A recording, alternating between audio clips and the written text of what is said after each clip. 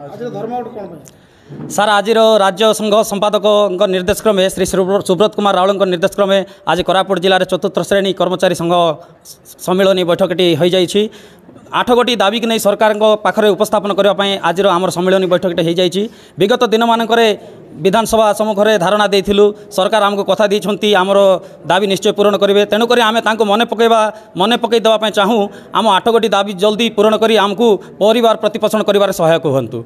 8 गोटी दाबी गुड़िक है नियमित दरमा, समान काम को समान दरमा, स्थायी नियुक्ति, नियमित दरमा, 1963 मसीहा 125 नियम संशोधन आमर दाबी, 2014 मसीहा 123 नियम संशोधन आमर दाबी, शिक्षागत योग्यता भित्ति पदोन्नति। विगत दिन मानक पंचायत रे संपादक एवं पिओन मान नियुक्ति सामान थिबा बेले आजिकाली संपादक माने पिओ होइकी पंचायत रे कार्य करछंती, किंतु आम्बे 100-200 रे पंचायत रे खटी खटी आम्बे पिला परिवार प्रतिपोषण करिबारे आमे असुविधा होउछु।